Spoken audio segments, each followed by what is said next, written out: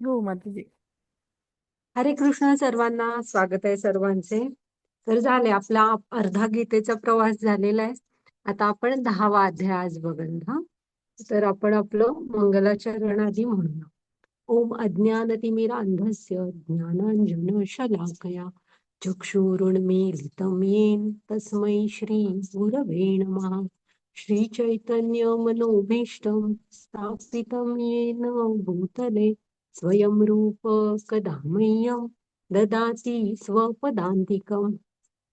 वन्देऽहं श्रीगुरो श्रीयुतपदकमलं श्रीगुरून् वैष्णवांच श्रीरूपं साग्रजातं सहगण रघुनाथान्वितं तं सजीवं साद्वैतं सावधूतं परिजनसहितं कृष्ण चैतन्य देवं श्री राधा कृष्ण पदान् सहगण ललिता श्री विशाखान्वितांच.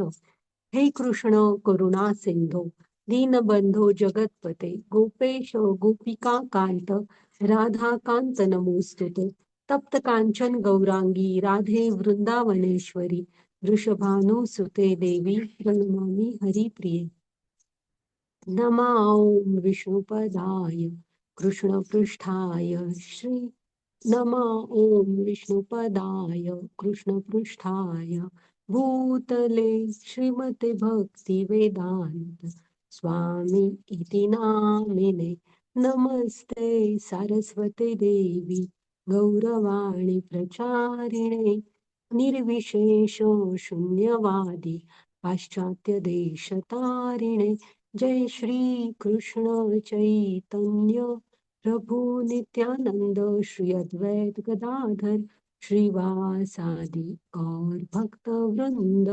हरे कृष्ण कृष्ण कृष्ण हरे हरे हरे राम राम राम हरे हरे. हरे कृष्ण कृष्ण कृष्ण हरे हरे हरे राम राम राम हरे हरे. तर स्वागत आहे तुम्हा सर्वांचे. आपण आपल्या राधा गोविंदांना प्रणाम करूया, त्यांचे आशीर्वाद घेऊया. प्रभुपाद स्वामींना प्रणाम करू, त्यांचे आशीर्वाद घेऊ. नामानिष्ठ दास प्रभूजींना प्रणाम करते. पुन्हा आमच्या मराठीच्या पूर्ण टीमला आणि आमच्या ग्रुप लीडर आमच्या मराठीच्या पूजा माताजी त्यांना प्रणाम करते. अन्वया माताजी यांनी मला गीता शिकवली त्यांना प्रणाम करते. आणि तुम्ही सगळे पण इथे वेळेत येता, तुम्हाला सर्वांना माझा सादर प्रणाम. हा, तर आपण आज 10वा अध्याय पाहणार. त्याचं नाव आहे विभूती योग. तर विभूती या शब्दाचा अर्थ तुम्हाला कोणाला येतो का? विभूती म्हणजे काय?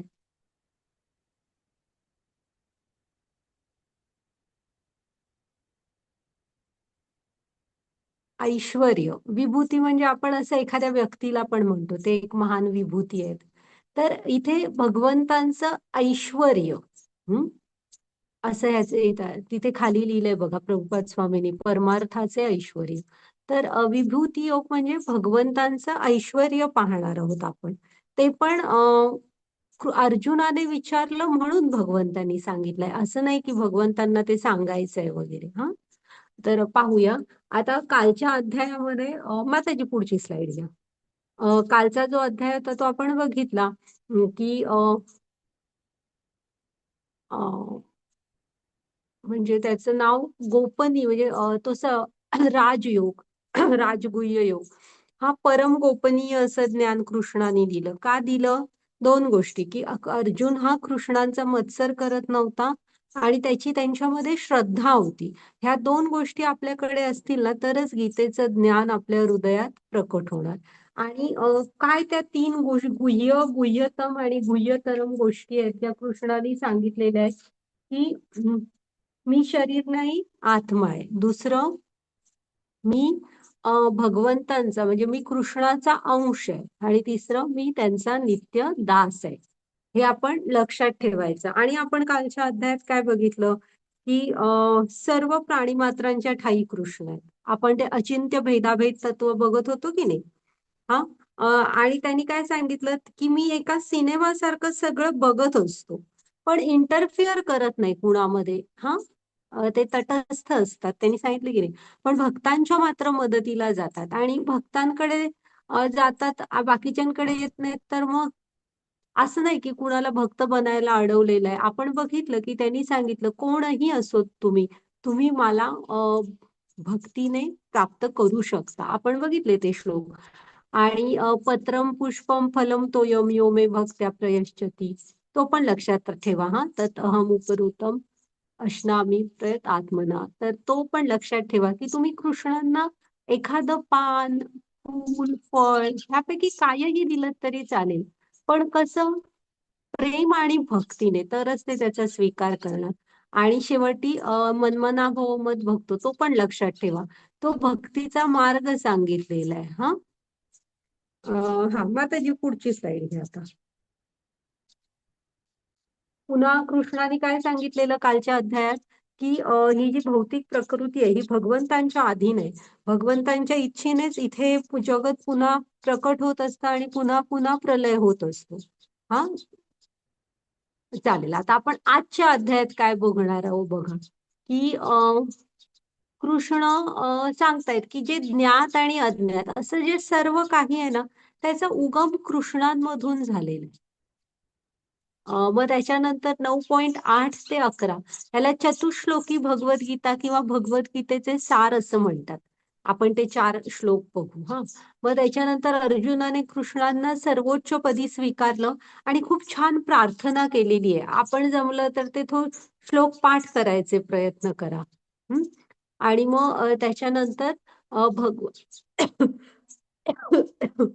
भगवंत ना त्यांच्या ऐश्वर्याचं, विभूतीचं वर्णन करतात. पण कधी जेव्हा अर्जुन सांगतो की मला तुमची ऐश्वर्य बघायची आहेत, तेव्हा भगवंत ती सांगतात.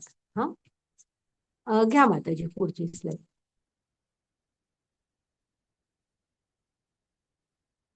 हरे कृष्णा.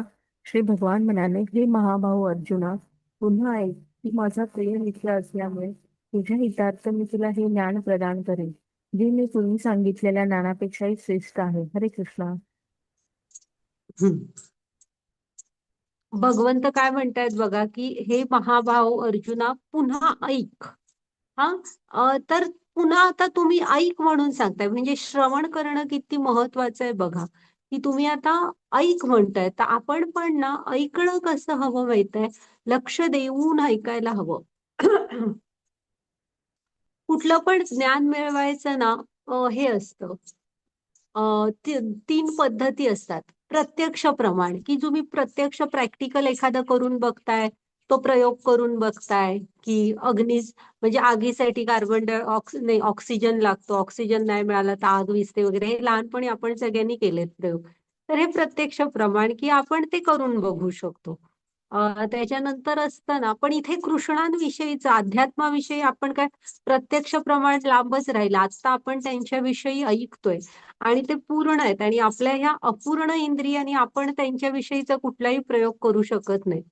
हा मग त्यामुळे ते तर ज्ञान मिळवू नाही शकत. मग अनुमान प्रमाण, की बाबा आपण एखाद्या गृहिणीला वगैरे, आपल्याला कसं ती भाजी वगैरे बघूनच कळतं की ही साधारण किती मिनिटात शिजेल, कोवळी आहे, जून आहे, किंवा भात इतक्या वेळात होऊन जाईल. आपण कधी कधी गॅस अंदाजे पण बंद करून टाकतो आणि ते झालेलं असतं, कारण आपल्याला त्याची सवय झालेली असते सतत करून.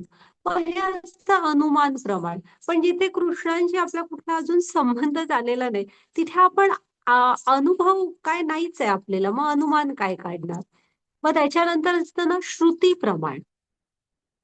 श्रुती म्हणजे आचार्यांकडून, गुरु शिष्य परंपरेतून तुम्ही ऐकणं. तर हे जे श्रुती प्रमाण आहे ना, हे सगळ्यात योग्य मानलं गेलेलं आहे, पण शुद्ध गुरु शिष्य परंपरेतून. हा आणि त्या म्हणजे ती लोक त्या मार्गाने भगवंतांकडे पोचलेली असतात.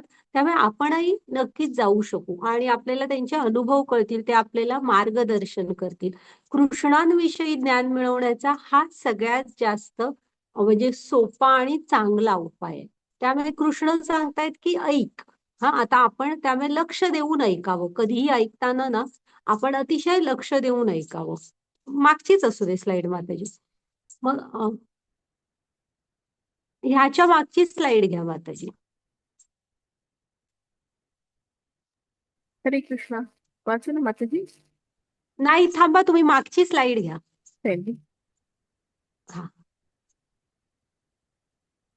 हा. तर आता आणि पुढे काय सांगतायत बघा, तुझ्या हितार्थ मी तुला हे ज्ञान प्रदान करीन. हा, जे पूर्वी सांगितलेल्या ज्ञानापेक्षाही श्रेष्ठ आहे. मग कृष्ण हे ज्ञान का देत आहेत, तर अर्जुनाच्या हितार्थ आहे. मी तुम्हाला सांगितलं ना कालच, भगवंतांच्या भक्तीचा नियम आहे की ते तुम्हाला पाहिजेत ते देतील, असं आपण त्यांना बांधू नाही शकत. पण भगवंत नक्कीच आपल्या अंतिम श्रेयस्कर हितकारक काय आहे ते करणार. आणि मित्र अर्जुन आणि कृष्ण हे मित्राच्या नात्याने एकत्र आहेत. तर आपला मित्र असतो ना, हा आपला हितार्थ असायला हवा. म्हणजे तुमच्या मित्राच्या कुठल्याही, म्हणजे ना, आता लक्षात घ्या, इथं अर्जुन आहे ना, काय म्हणतो, मी युद्ध नाही करणार, युद्ध सोडून जातो. तर कृष्ण असे म्हटले नाहीत त्याला की तू जा अर्जुना, तुझ्या वाटणीचं मी करतो युद्ध वगैरे, असं नाही. तर त्यांनी त्याला योग्य मार्गावर आणलं. आपण पण लक्षात ठेवा की मैत्रीमध्ये वाहवत जायचं नसतं. मित्र तो असतो जो मित्राचं हित बघतो. हा, इथे ते कर्णाचं उदाहरण लक्षात ठेवा तुम्ही, की दुर्योधनाने थोडे उपकार केले होते म्हणून त्याच्या प्रत्येक वाईट कामामध्ये अगदी पुढं पुढं होऊन साथ देणं, ह्याला मैत्री म्हणत नाहीत. हा, म्हणजे तो द्रौपदीच्या वस्त्रहरणाच्या प्रसंगात तुम्ही बघा, कधी वाचलात तर, म्हणजे कितीतरी जास्त कटू शब्द बोलतो कर्ण द्रौपदीला. अ, म्हणजे दुर्योधनापेक्षा पण कटू शब्द बोलतो. तर ह्याला मैत्री नाही म्हणत. हा, मैत्री कृष्ण सुदामा, अ, हे इथे अर्जुन आणि कृष्ण ह्यांची, रामांची होती बघा, हनुमान, सुग्रीव, विभीषण, ह्या सगळ्यांशी त्यांनी मैत्रीचं नातं जोडलं. त्यांचे गुरुकुलातले मित्र होते बघा, निषादराज. रामानी त्यांना वचन दिलं होतं गुरुकुलात असताना. निषादराज म्हणतात, कधीतरी तुम्ही आमच्या इकडे यायला हवा, आम्ही वनवासी होते ना ते आमच्या राज्यात. तर रामाने त्यांना सांगितलेलं असतं, मी नक्की तुमच्याकडे कधीतरी येईल. आणि वनवासात जाताना निषादराजांकडे ते जातात.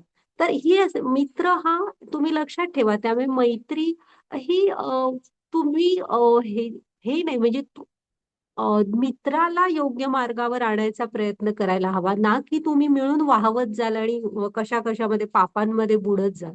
ह्याला आम्ही मैत्री निभावली असं म्हणत नाहीत. हा, शास्त्र तर नाहीच नाही म्हणत. आणि इथे कृष्ण काय म्हणतोय बघा, मी तुझ्या हितार्थ हे ज्ञान प्रदान करतो. हम्म. आणि पूर्वी सांगितलेल्या ज्ञानापेक्षा श्रेष्ठ आहे. बघूया आपण आता. हा, माताजी घ्या आता पुढची स्लाइड.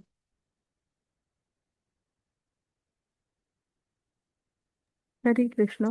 न मे विदु सुरगणा प्रभावानामर महर्षया अहम अहम अधिहरी देवानां महर्षिणा च सर्वशः. मा- माताजी जरासा आवाज मोठा करा तुम्ही, आवाज खूप लहान येतोय तुमचा.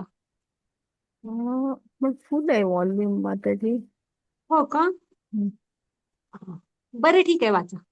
माझी माझी उत्पत्ती किंवा ऐश्वर्य देवतांना कळत नाही, तसेच महर्षींनाही कळत नाही. कारण सर्व प्रकारे देवतांचे आणि महर्षींचे मूळ मीच आहे.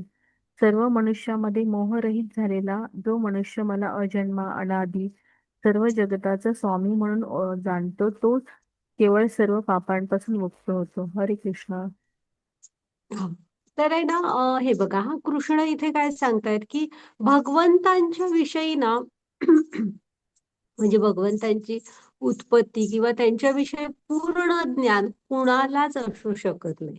का असू शकत नाही? कालच आपण बघितलं आणि आपण गोलोक चार्ट वगैरे मध्ये पण बघितलंय की आपली निर्मिती त्यांच्यामधून झालेली आहे. मग आपण त्यांना पूर्णपणे कसे जाणणार? आणि कोणच नाही जाणू शकत. ते बघा, माझी उत्पत्ती आणि किंवा ऐश्वर्य देवतांनाही कळत नाही, तसेच महर्षींना, म्हणजे देवर्षी, देवता, ह्या कुणालाच त्यांच्याविषयी पूर्ण ज्ञान असू शकत नाही. का? तर सर्व प्रकारचे देवता आणि महर्षींचे मूळही मीच आहे. कारण त्या सर्वांची उत्पत्ती कृष्णांमधून झाली आहे. आता उदाहरण घ्यायचं ना, तर तुम्ही आपल्या आई वडिलांविषयी आपण किती जाणतो? तर आपला जन्म झाला तेव्हापासूनच आपण सांगू शकतो. त्याच्या आधी ते त्यांच्या बालपणी कसे होते, त्यांना शाळेत म्हणजे कसे जायचे, कुठला विषय आवडायचा, किंवा काय कसे खेळायचे, ह्या विषयी ते जेवढं आपल्याला सांगणार तेवढंच कळणार ना. आपण काय तेव्हा नव्हतो. मग त्याच्यापेक्षा मग आजी आजोबा, पणजी पंजोबा ह्यांच्याविषयी आपण काय जाणू शकणार? का? तर आपण नंतर आलोय. त्यांच्यामधून आपण पुढं पुढं आलोय.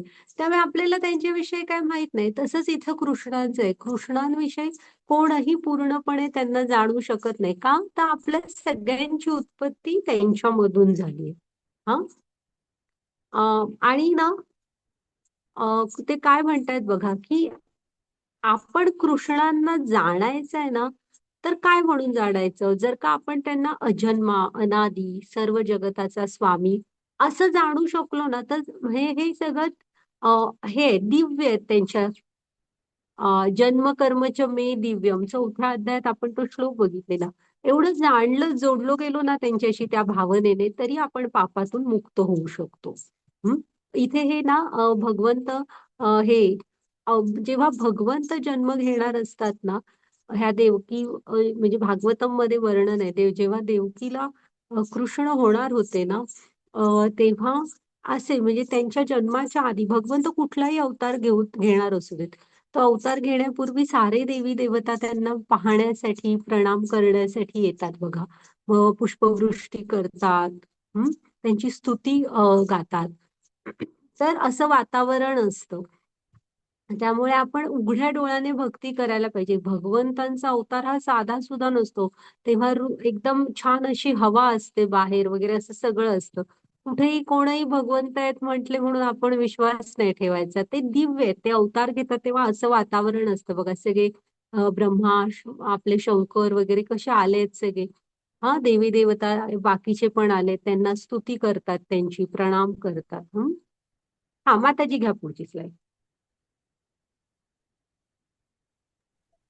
हरे कृष्णा.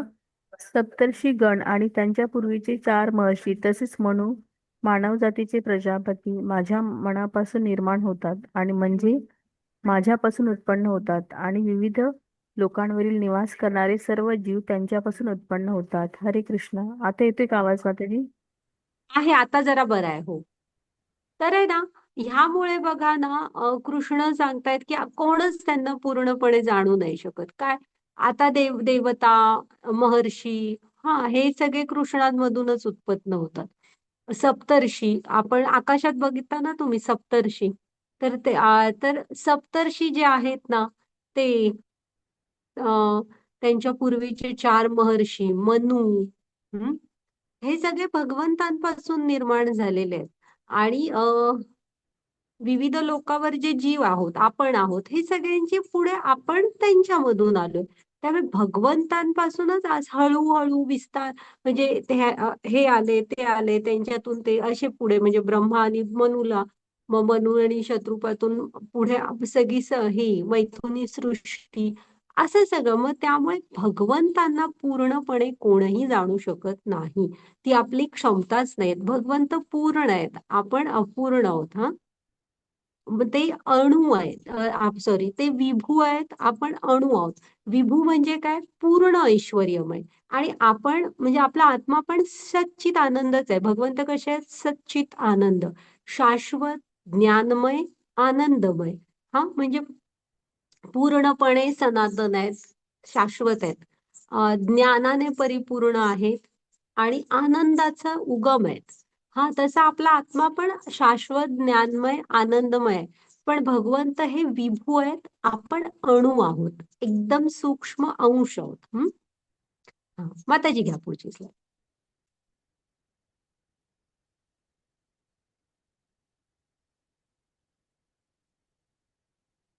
हरे कृष्णा.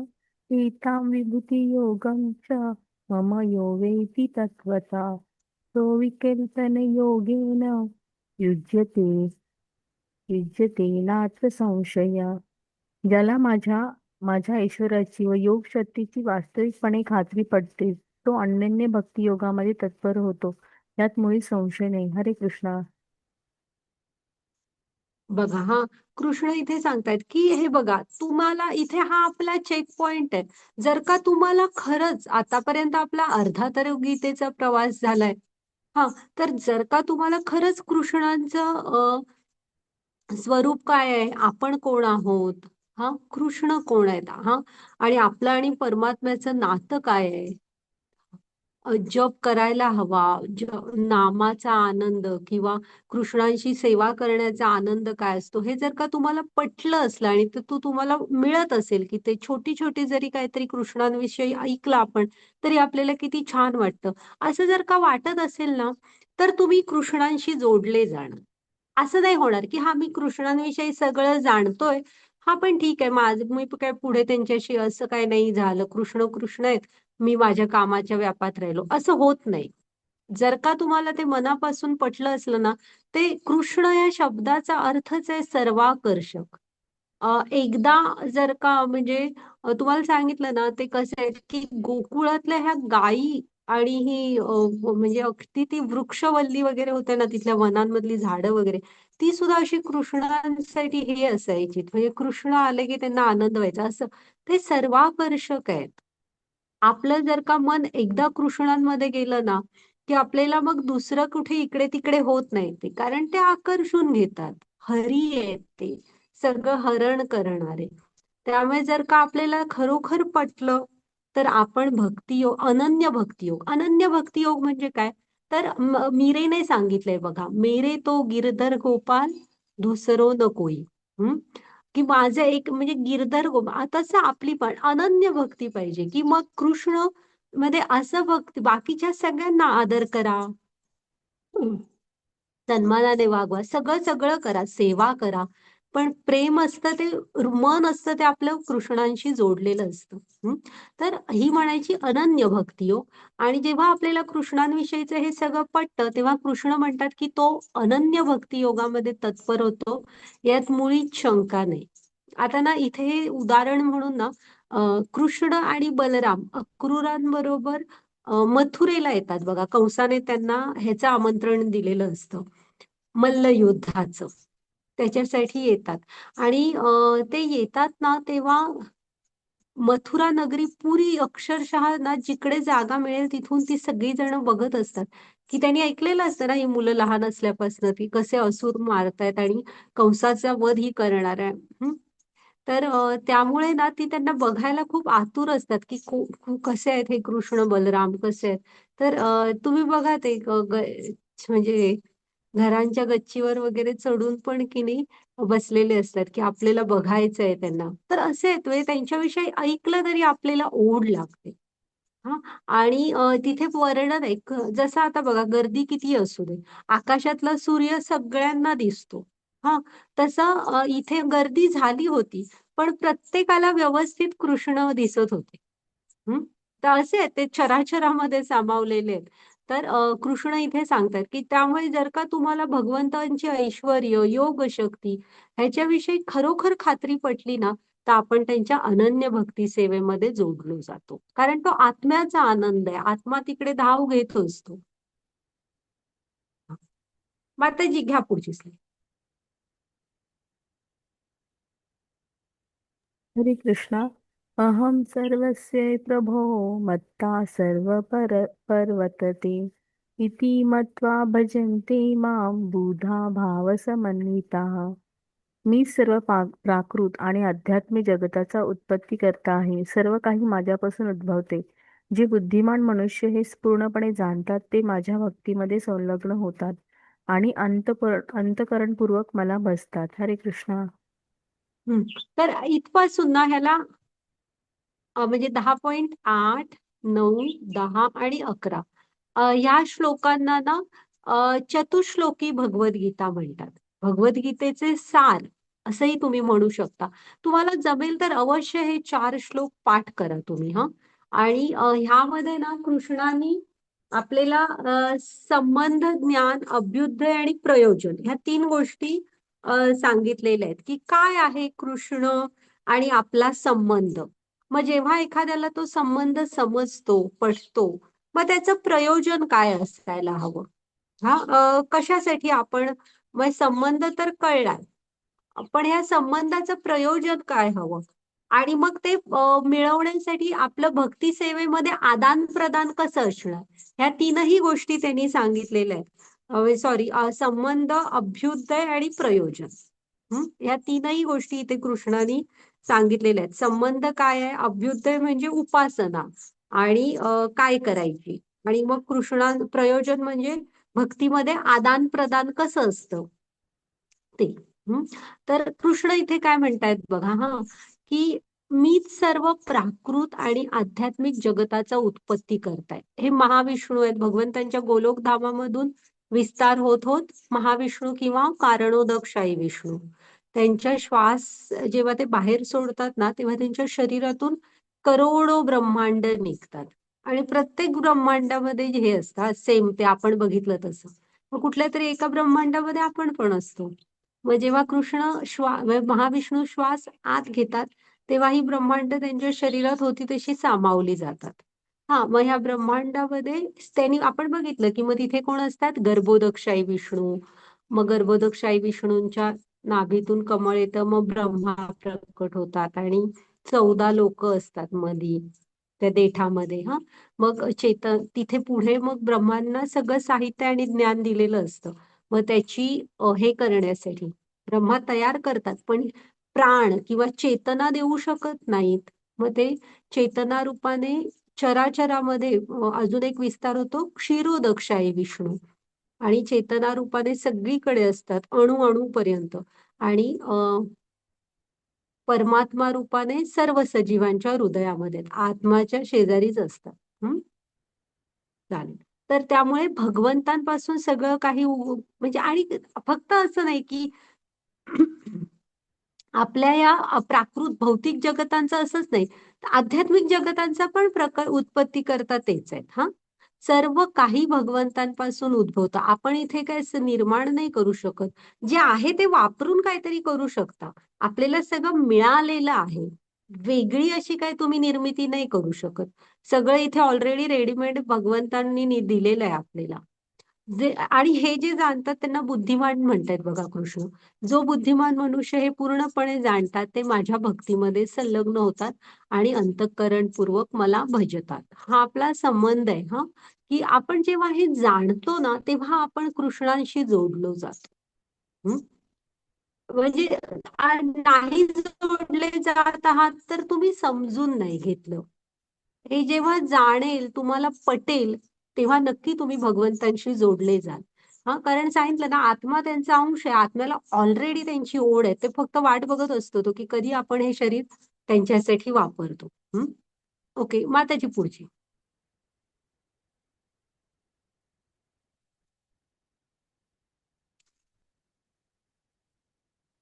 कृष्ण मच्चिता मद्यत प्राणा बोधयन्त परस्परं कथयन्त्यच्च मानित्यं तुष्यन्ति च रमति च. माझ्या शुद्ध भक्ताचे विचार माझ्यामध्ये वास करतात. त्यांचे जीवन माझ्या सेवेसाठी पूर्णपणे समर्पित आहे आणि त्यांना नेहमी एकमेकांना ज्ञान देऊन आणि माझ्याबद्दल बोलण्यातून खूप समाधान व आनंद मिळतो. हरे कृष्णा. बघा हा, इथे काय सांगतायत बघा ते, की त्यांच्या शुद्ध भक्तांचे विचार असतात ना, ते म्हणजे त्यांच्या शुद्ध भक्तांच्या मनात नेहमी कृष्णांविषयीचा विचार असतो सतत. हा, आणि त्यांचं जीवन असतं ना, ते भगवंतांसाठी समर्पित करतात. इथे प्रभुपाद स्वामींचं उदाहरण दिलंय. तुम्ही शुद्ध भक्त किंवा संत घ्या सगळे, ते त्यांचं जीवन भगवंतांसाठी समर्पित करतात. भगवंतांच्या सेवेसाठी. त्यांच्या दिलेल्या ज्ञानाचा प्रचार प्रसार करणं, ग्रंथ लिहिणं, ग्रंथांचं वाटप करणं, असं कुठलेही असू दे, त्यासाठी जोडून घेतात स्वतःला. हा, त्यांना नेहमी एक, आणि ना हा आपण पण एक भक्तीचा चेक पॉइंट आहे का, आपल्यामध्ये पण फरक पडलाय का पहा तुम्ही, की त्यांचे जे भक्त असतात ना, त्यांना कृष्णांविषयी अ, एकमेकांना ज्ञान देऊन आणि कृष्णांबद्दल बोलण्यातून ना खूप समाधान आणि आनंद मिळतो. तुम्ही पण बघा, तुम्हाला पण आवडतंय का, की हे जे तुम्ही इथे ऐकताय हे आठवण करून आठवायला, नंतर आठवा, किंवा ते घरातल्यांना सांगायला, अजून अजून ऐकायला, वेगवेगळ्या त्यांच्याविषयी श्रवण करणं, आणि ते एकमेकांमध्ये मध्ये ना त्यांच्याविषयी चर्चा करणं, हे तुम्हाला आवडतंय का?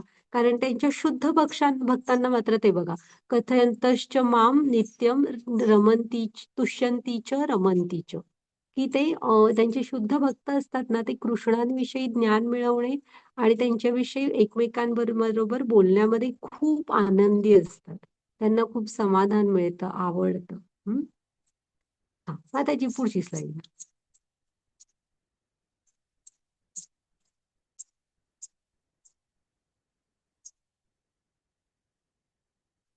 हरे कृष्णा तेषां सततयुक्तानां भजतां प्रीतिपूर्वकं ददाति बुद्धियोगं योगं तं येन मामुपयान्ति जे प्रेमाने माझी सेवा करण्यासाठी सतत समर्पित असतात त्यांना मी समज देतो की ते माझ्याकडे येऊ शकतात. हरे कृष्णा.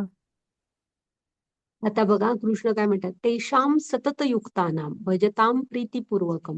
जे सतत भगवंतांची ना सेवा करण्यामध्ये समर्पित असतात. म्हणजे तुम्ही भक्ती ही ना एकदा करून सोडायची नाहीये दिवसातून. तुम्ही सतत त्यांच्यामध्ये जोडलेले राहायला हवात आणि त्यांची भक्तिपूर्वक सेवा करण्यामध्ये. हा, मग जे असे असतात ना की ज्यांचं मन कृष्णांमध्ये हे झालेलं आहे, कृष्णांवर आलेलं आहे. तर तेषाम सततयुक्तानाम भजताम प्रीतीपूर्वकम. आणि ह्या सगळ्यामध्ये प्रेम हवं. हा, प्रेमाने तुम्ही त्यांची सेवा करताय. कुठली तुम्हाला जमेल ती अशी काही सेवा, म्हणजे उठून घर सोडून मंदिरातच जाऊन बसा, बिलकुल तसा अर्थ घेऊ नका. जे रोजचं जेवण बनवताय तेच कृष्णांसाठी आधी दाखवेन म्हणून जरा त्यांच्यासाठी म्हणून प्रेमाने बनवा. 4 फुलझाडं लावा, ती फुलं आणा, हार करून एखादा सुंदरसा घाला. तुम्हाला कुठलीही कला येते, जी कुठली कला येते ती कृष्णांसाठी वापरा. कारण ही मन, बुद्धी, अहंकार, हे शरीर सगळं त्यांनी दिलेलं आहे, त्यांच्यासाठी तर वापरायला हवं. तर मग जे असे असतात ना, तर तुम्ही मग काळजी करू नका की मी कृष्णांकडे जाईन किंवा मला मार्ग सापडत नाहीये. ते कृष्ण पुढे काय सांगतायत बघा. त्यांना मी अशी समज देते की तो माझ्याकडे येऊ शकतील. म्हणजे कृष्णच तुम्हाला मार्ग दाखवतील की तुम्ही हळूहळू कृष्णांकडे जाऊ शकाल. ते तर सगळीकडे आहेत. त्यांना तुमच्या हृदयातला भाव कळत असतो. तुमची प्रामाणिक इच्छा आहे सगळं त्यांना कळत असतं. तेच तुमच्यापर्यंत कुठून तरी काहीतरी पाठवतील की ज्यामुळे तुम्ही त्यांच्याकडे आणि जाऊ शकाल. हा, हा, माताजी पुढची स्लाइड घ्या. म्हणजे आपली इच्छा हवी. आणि ह्यावरनं अजून एक लक्षात घ्या की आपल्यावर कुठलं ओझं नाही टाकलेलं त्यांनी. अर्जुनाला पण सांगतायत की तू जिंकशील किंवा हरशील याचा विचार करू नको, तू युद्ध कर. इथे आपण पण खूप स्वतःवर नसलेलं बर्डन कधी जीवनात घेऊ नका. तुम्ही तुमचा रोल प्ले करा. पुढचं बघायला, हे सगळं चालवायला कृष्ण आहेत. तुम्ही तुमच्या वाटणीचं व्यवस्थित करा. जे अभ्यास पण करायचा आहे ना, तर तो जेव्हा वेळ हातात असते अभ्यास करायची तेव्हा खरोखर मन लावून करा. परीक्षा दिल्यावर मग टेन्शन घेऊन का उपयोग. हा, वाचा माताजी. हरे कृष्णा तेषामेवान् कंपार्थ मह महत्मज्ञानजं तमः नाशयात्मा आत्मभावस्तो ज्ञानदीपेन भास्वता. त्यांच्यावर विशेष अनुग्रह करण्यासाठीच त्यांच्या हृदयात वास करणारा मी ज्ञानरूपी तेजस्वी दीपाने अज्ञानामुळे उत्पन्न झालेल्या अंधकाराचा नाश करतो. हरे कृष्णा. हा बघा, आणि ते म्हणजे असा मार्ग पण दाखवतील की आपण कृष्णांकडे जाऊ शकू हळूहळू. आणि विशेष अनुग्रह करण्यासाठी की नाही त्यांच्या हृदयात वास करणारा मी. म्हणजे पुन्हा इथे कृष्ण लक्षात ठेवा की कृष्णच सांगतात की आपल्या प्रत्येकाच्या हृदयात ते असतात, फक्त आपण लक्ष देत नाही. तर ते काय करणार सांगा. आपल्या हृदयातला जो अज्ञानाचा अंधार आहे ना, तो ज्ञानाच्या प्रकाशाने दूर करतील. हा, ते आपल्या हृदयातच असतील. आपली खरोखर इच्छा आहे, धडपड करतोय आपण, आहे त्या वेळातनं 2 माळा, 3 माळा, 4 माळा तर का होईना रोज करायचा प्रयत्न करतोय, हे सगळं ते बघत असतात. त्यांना पण कळतं की तुम्ही बिझी असाल, कामाची गडबड आहे. तर पण ते तुमची इच्छा पाहत असतात आणि ना ते नक्की म्हणजे आपल्या हृदयातला हा जो अज्ञानाचा अंधार असतो ना, तो ज्ञानाच्या प्रकाशाने दूर करतात. इथे परीक्षित महाराज आहेत बघा. तर त्यांना ते आपले महान भागवतकार म्हणतात. शुकदेव गोस्वामी भेटले. हरिद्वारला जाताना ना परीक्षित महाराजांना माहित नव्हतं की ते भागवतम कुणाकडनं ऐकणार. हा तसं काही त्यांनी ठरवलं नव्हतं, पण तिथे जातात आणि शुकदेव गोस्वामी येतात. हा भगवंतानीच पाठवल्यासारखे. आणि ते 7 दिवसात भागवतम ऐकतात आणि स्वतःचा उद्धार करून घेतात. इथे खाली आहे ना कपिल मुनी आणि त्यांची आई माता देवहूती आहेत. इथे आता बघा की तुम्ही शिकवताना वगैरे श्रोत्यांची संख्या पाहायची गरज नसते. एक जरी ऐकणारा असला ना तरी बास असतो. आता ह्या कपिल मुनीनी भागवतम मध्ये आहे बघा, खूप छान ज्ञान दिलेलं आहे आपल्या आईला. त्या एकट्याच माता देवहूती प्रश्न विचारतात आणि कपिल मुनी त्यांना सगळं ज्ञान देतात. हा तर असं म्हणजे भगवंतच आपल्याकडे ना हे पाठवतील. म्हणजे आपल्या हृदयातला हा अज्ञानाचा अंधार असतो ना, तो ज्ञानाच्या प्रकाशाने दूर करतील. ज्ञानदीपेन भास्वता. ओके, तर ही 10.8, 9, 10, 11 हे श्लोक, ह्याला भगवद्गीतेचं सार किंवा चतुश्लोकी गीता म्हणतात. वाचा तुम्ही एकदा, परत पाठ करा श्लोक. आता अर्जुनाच्या प्रार्थना बघूया आपण. हा माताजी घ्या पुढची स्लाईड.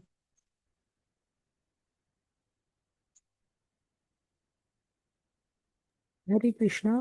अर्जुन उवाच परं ब्रह्म परं धाम पवित्रं परं भवान् पुरुषं शाश्वतं दिव्यम् आदिदेवमज विभुम् अहुस्त्वमृषय सर्वे देवर्षि नारदस्त असितो देवलो व्यास स्वयं चैव प्रविश मे. अर्जुन म्हणाला, तुम्हीच पुरुषोत्तम भगवान, परम धाम, परम पवित्र, परम सत्य आहात. तुम्ही शाश्वत दिव्य आदिपुरुष आजन्मा विभू आहात. नारद असित एक नारद असित देवल आणि व्यास यांच्या महर्षींनी तुमच्याबद्दल या सत्याला पुष्टी दिली आहे आणि आता स्वतः तुम्हीही मला तेच सांगत आहात. हरे कृष्णा. बघा ह्याला ही आपण ना मंदिरात जेव्हा जातो ना, तेव्हा ह्या वेगवेगळ्या भक्तांनी गायलेल्या भगवंतांच्या प्रार्थना आहेत ना, त्या आपण म्हणायचा प्रयत्न करायचा. ही एक पद्धत आहे की तुम्ही मंदिरात जेव्हा जाता ना, तेव्हा भगवंतांची प्रार्थना स्तुती करा. त्यांना आवडतं, त्यांचे हे जे शुद्ध भक्त असतात ना, त्यांनी रचलेली तुम्ही अभंग म्हणा किंवा ही स्तोत्र गायलेलं त्यांना ऐकायला आवडतं. का तर त्यांच्या त्या भक्तांवर भगवंतांचं प्रेम असतं आणि त्या भक्तांचे तुम्ही श्लोक वगैरे हे गाताना त्यांना आवडतं ऐकायला. तर हे छान आहेत श्लोक. हे तुम्ही ही अर्जुनाने केलेली प्रार्थना आहे ना, आपणही मंदिरात गेलात तर म्हटलात तरी चालेल ही.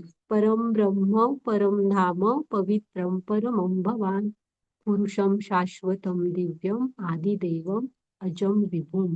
हा कृष्ण काय काय, अर्जुन काय काय म्हणून हाक मारतोय बघा कृष्णांना, की तुम्हीच भगवान, परमधाम, परम पवित्र, परम सत्य आहात. म्हणजे हे तो सगळं मानतोय. तो आधी फक्त मित्र मानायचा, मामाचा मुलगा मानायचा, आता काय काय मानतोय बघा. तुम्ही शाश्वत दिव्य आदिपुरुष अजन्मा विभू आहात. हा पुन्हा पुढे काय म्हणतोय, आणि तो एक असं म्हणजे हे देतोय पुरावे किंवा तो सबळ करतोय. तो म्हणतोय मीच फक्त कृष्णा असं म्हणत नाहीये, तर तुमच्याबद्दल नारद, असित, देवल हे जे महर्षी आहेत ना, व्यास ह्यांच्यासारख्या महर्षींनी पण तुमच्याबद्दल हेच सत्य सांगितलेलं आहे. आणि आता तुम्ही स्वतः पण माझ्या हेच सांगत आहात. हा म्हणजे कृष्ण अर्जुन त्यांना सांगतोय, म्हणजे तो स्वीकार करतोय. तर ह्या श्लोक, हे पण श्लोक जमले तर पाठ करा तुम्ही. हा हा माताजी घ्या पुढची स्लाईड.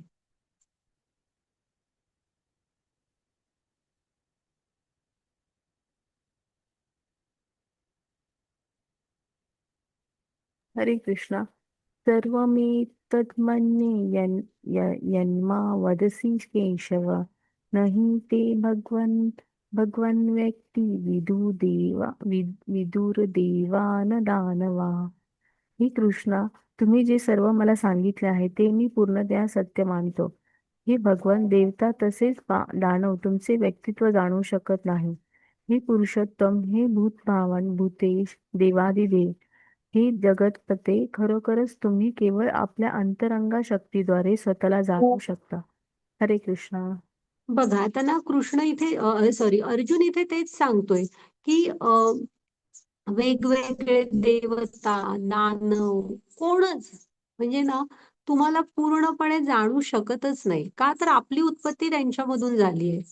हा आणि हाक मारतोय बघा वेगवेगळ्या नावाने भूत भावन, भूतेश, देवाधिदेव, हे जगतपते, कशा वेगवेगळ्या नावाने हाक मारतोय, हे पुरुषोत्तम. हा तो काय म्हणतो, तुम्हीच स्वतः तुम्हाला पूर्णपणे जाणू शकता, बाकी कोणाचीही ती क्षमता नाहीये. ओके, घ्या माताजी पुढची स्लाईड.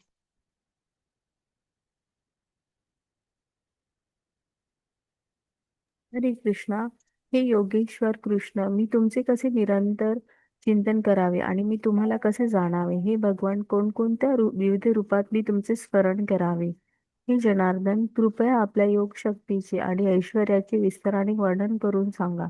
तुमच्याबद्दल श्रवण करून मी कधीच तृप्त होत नाही, कारण मी जितके अधिक श्रवण करतो तितके अधिक मला तुमच्या अमृतमयी संभाषणाचे रस आस्वादन करण्याची इच्छा होते. हरे कृष्णा. बघा, हा आता इथे भगवंतांकडे गेलो ना आपण, की मागायची एक पद्धत आहे. गीता आपल्याला बरंच काय काय शिकवते. तर इथे अर्जुन शिकवतोय आपल्याला, की कृष्णांकडे तो बघा कसं मागतोय. तर आधी त्याने भगवंतांची स्तुती केली. हा, परमब्रह्म धाम अशी. मग नंतर आहे ना, आता तो काय सांगतोय, की मी तुम्हाला निरंतर स्मरण तुमचं कसं करावं, कुठल्या कुठल्या रूपात मी तुम्हाला आठवावं. हा, मग ते तुम्ही मला जरा सांगा. मग म्हणजे त्याने काय हवंय, त्याला भगवंतांची ऐश्वर्य ऐकायची आहेत. असं नाही की भगवंतांवर त्यांचा विश्वास नाहीये. तर कशासाठी, की निरंतर मी तुमच्या स्मरणात कसा राहू, म्हणजे ते सगळं बघितल्यावर मला तुमची आठवण येईल, म्हणून मला तुमची ऐश्वर्य सांगा. हा, म्हणजे आधी कारण पण सांगितलं, की का मला ऐश्वर्य ऐकायची आहेत.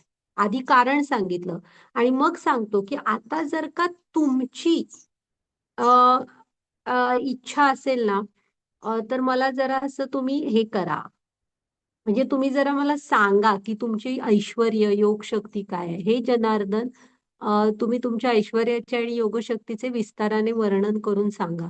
आणि पुढं सांगतोय, की तुमच्याबद्दल श्रवण करून ना कधीच माझं मन तृप्त होत नाही. हा पण एक भक्तीचा पुन्हा चेक पॉइंट आहे बघा, की आपल्याला कृष्णांविषयी श्रवण करायला किती आवडतंय. तो काय म्हणतो बघा, की माझे कळला मला कधीच तृप्त वाटत नाही. हरी अनंत, हरी कथा अनंत, जितक्या ऐकाल ना तेवढं त्या कमीच वाटतात. तर तो पण तोच सांगतोय, जितके अधिक श्रवण करतो तितके मला तुमच्या अमृतमयी संभाषणाचे अजून स्वादन करण्याची इच्छा होते. हम्म, चालेल, घ्या माताजी पुढची slide. हरे कृष्णा. श्री भगवान म्हणाले, ठीक आहे, मी तुला माझ्या विलोभनीय अभिव्यक्तीबद्दल सांगेन, परंतु ज्या प्रमुख अभिव्यक्ती आहेत त्यांचेच मी कथन करेन, कारण हे अर्जुन माझ्या ऐश्वर्य अनंत आहे. हरे कृष्णा. बघा, हा कृष्ण इथे काय म्हणजे कृष्ण, आता त्यांचा स्वभाव बघा, त्यांनी ह्याच्या आधी कधी आपली ऐश्वर्य सांगितली नाहीत. आणि इथं सुद्धा अर्जुन म्हणतोय म्हणून कृष्ण ऐश्वर्य सांगतायत. कृष्णांना ती सांगायची नाहीये. आणि ते पण काय म्हणतायत, की अं ज्या मुख्य अभिव्यक्ती आहेत ना तेच सांगतो तुला. आता अनंत ऐश्वर्य आहेत, आता किती सांगणार. जे प्रमुख प्रमुख थोडं थोडस सांगतो. हं. इथे त्यांनी ते फोटोज मध्ये थोडे घेतलेले आहेत. कृष्ण कशामध्ये, म्हणजे ऋतूंमध्ये मार्गशीर्ष वगैरे असं ते सगळं, म्हणजे देवर्षींमध्ये नारद वगैरे ते त्यांनी सांगितलंय. पक्ष्यांमध्ये गरुड. बघू, आपण चार्ट आहे, आपण चार्ट वाचू. हं.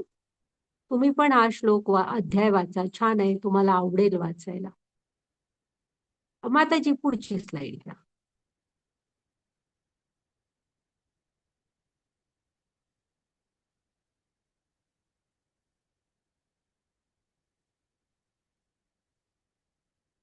हरे कृष्णा. वाचा माताजी. हा. आदित्यांमध्ये विष्णू,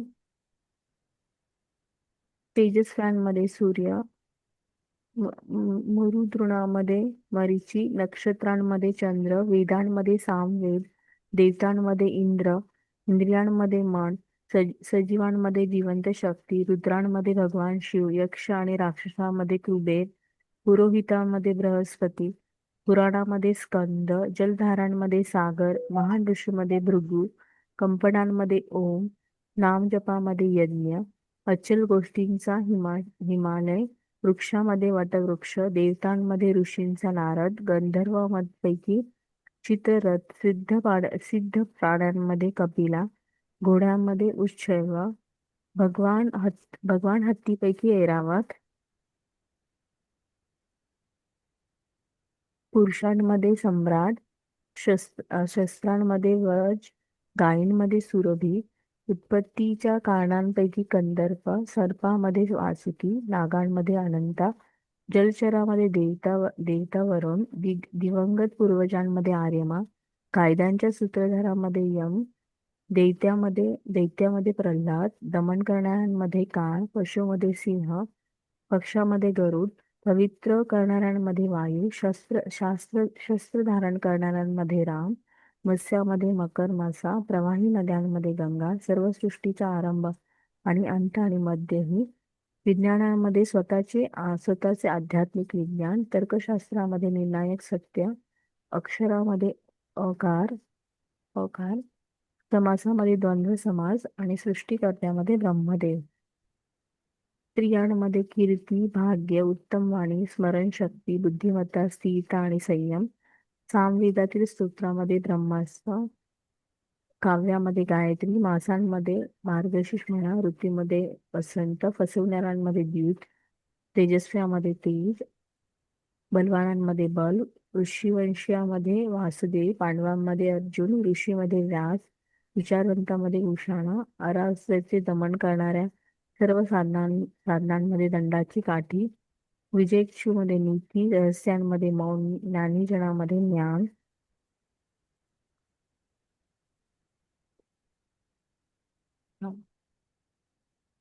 हा तर हे तुम्ही आणि एकदा गीता उघडा आणि वाचा की कशामध्ये काय आहे. हा तर हे आणि हे जे पुन्हा एकदा वाचाल, ही पीडीएफ वाचा, हा रेकॉर्डिंग ऐका, म्हणजे तुम्हाला हे जेव्हा सगळं म्हणजे मार्गशीर्ष सगळ्या महिन्यांमध्ये मार्गशीर्ष, ऋतूंमध्ये वसंत, हा तर हे जेव्हा सगळं पाहाल ना तेव्हा तुम्हाला भगवंतांची आठवण येईल. ओके. विजय इच्छुकांमध्ये नीती आहेत, ते नीती सोडून तुम्ही विजय मिळवला तर कृष्ण बरोबर नसतात. रहस्यांमधलं मौन आहेत. रहस्य एखाद्याचं कळलं तर सगळ्यांना सांगत सुटावं असं नाही, तर रहस्यामधलं मौन कृष्ण आहेत. सगळ्या आता तुम्ही मागच्या ते दोन हे होत्या ना आपल्या स्लाइड त्या बघा. हे स्त्री स्वरूपी गुण असतात ना, हे कृष्ण आहेत. कुठले की हे आपण सगळ्यांनीच प्रयत्न करावा की हे गुण आपल्यामध्ये असावेत. स्त्रीरूपी कुठले सांगा? कीर्ती, भाग्य, उत्तम वाणी, स्मरणशक्ती, बुद्धिमत्ता, स्थिरता, संयम. तर काव्यांमध्ये गायत्री आहे, छंदांमध्ये गायत्री छंद आहेत ते ऍक्च्युली तिथे असं. हा चालेल.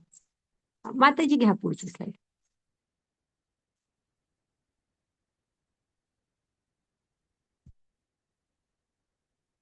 हरे कृष्णा. शिवाय हे अर्जुना, मी सर्व अस्तित्वाची उत्पत्ती करणारा बीज आहे. असे कोणतेही अस्तित्व नाही, हलणारे किंवा न हलणारे, जे माझ्याशिवाय अस्तित्वात असू शकते. हे परंतप, माझ्या दिव्य विभूतींना अंत नाही. मी तुला जे सांगितले आहे ते माझ्या अनंत विभूतीचे केवळ सूचक आहे. हरे कृष्णा. बघा हा कृष्ण काय सांगतायत की हे जे आहे ना, हे भगवंत म्हणतायत माझ्या विभूतींना अंत नाहीये. हे जे मी तुला सांगितलं ते फक्त एक सूचक आहे, एक कण असा सांगितलाय. हा आणि वरचा पण श्लोक बघा की इथे जे म्हणून काय अस्तित्वात आहे ना, त्या सगळ्याची उत्पत्ती करणारं जे बीज आहे, त्याचं मूळ आहे ना, ते कृष्ण आहेत. आपलं मूळ हे कृष्णांमध्ये आहे. हा आणि असे कोणतेही अस्तित्व नाही, चल किंवा अचल, असं कुठलंच अस्तित्व नाही जे भगवंतांशिवाय अस्तित्वात राहू शकतं. त्यांनी सगळ्यांना धारण केलेलं आहे, म्हणून मोत्याच्या माळेप्रमाणे कृष्णाने सांगितलं की नाही, सगळं काही मी धारण केलंय. त्यातला जो दोरा आहे ना, तो त्याप्रमाणे मी सगळं धारण केलंय, म्हणून आपल्याला हे सगळं जिथल्या तिथे व्यवस्थित चाललेलं दिसतं. हा माताजी पुढची स्लाइड.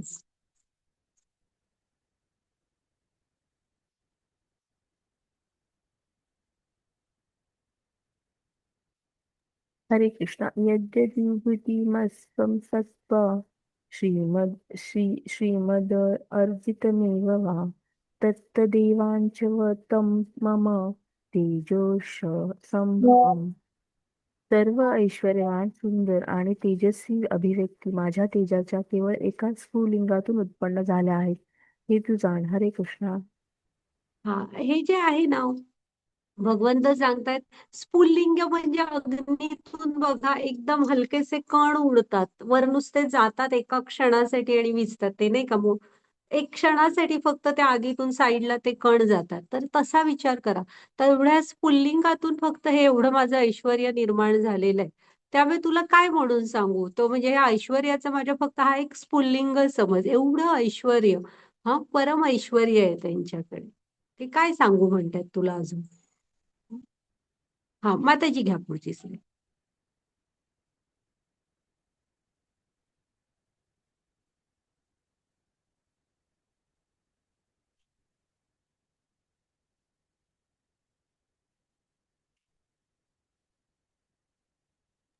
हरे कृष्णा. अथवा बहुनैतेन कि ज्ञातेन तव अर्जुन इष्टभ्य अधिनिद्य कृत्स्यमेकाशेन तितो जगतः.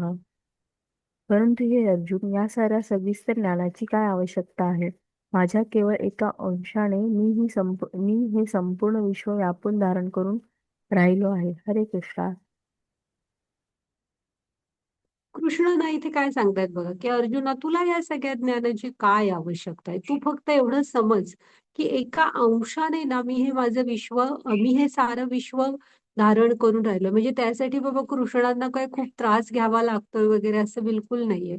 त्यांच्या फक्त एका अंशाने त्यांनी हे सगळं धारण केलेलं आहे. म्हणजे महाविष्णूंचा विस्तार, महाविष्णूंमधून हे पुढे हे सगळे एका अंशाने केलेलं आहे. आणि इथे ते दाखवले. त्यामुळे एक जे ज्ञानी असतात ना, म्हणजे एक नम्र पुरुष, एक विद्वान पुरुष, ज्ञानाच्या नजरेने इथल्या चराचरामध्ये कृष्णांना, भगवंतांना पाहत असतो. तो वरचं शरीर नाही पाहत. तो आपण श्लोक 5व्या अध्यायात पाहिलेला बघा, की एक ज्ञानी पुरुष, एक ब्राह्मण, गाय, कुत्रा, चांडाळ, हत्ती, या सगळ्यांना समस्तरावर बघतो. तर ते काय समस्तरावर बघतात? ते शरीर बघतच नाहीत, ते प्रत्येकाच्या हृदयातला परमात्मा बघतात. हा, तर असं म्हणजे सारं काही त्यांच्यामध्ये आपण म्हणजे मी तुम्हाला म्हटलं होतं बघा, भगवंतांच्या प्राप्तीचे ना 3 टप्पे आहेत. पहिलं ब्रह्म, की ऍटलिस्ट तुम्ही तुमच्या जगातून ते सूर्याचं उदाहरण घेतलेलं आहे, की सूर्य रोज येतो, देतो प्रकाश, जातो, असं नाही. कधीतरी तुम्ही बाहेर येता आणि खोलीत आणि बघता की सूर्य कुठे आहे वगैरे, की सूर्याचा प्रकाश इकडनं येतोय. तर असं म्हणजे तुम्ही जसं जसं कनेक्ट व्हाल ना, तसं तुम्ही ब्रह्म, पहिला टप्पा, की कोण आहे ही सृष्टी एवढी छान निर्मित केली आहे, निर्माण केली आहे, जी अखंड चालत आहे आणि सुंदर आहे प्रकृती बाहेरची. कुणी हे निर्माण केलं एवढं सुंदर जग? हम्म. मानवी शरीर आपलं अप्रतिम निर्मिती आहे भगवंतांची. तर ह्याविषयी आपण ऋणी असायला हवं आणि पहिला तो विचार त्याचे हे कोण असेल ह्याचा एवढा छान निर्माता. आपण तर सगळं निर्माण नाही केलेलं.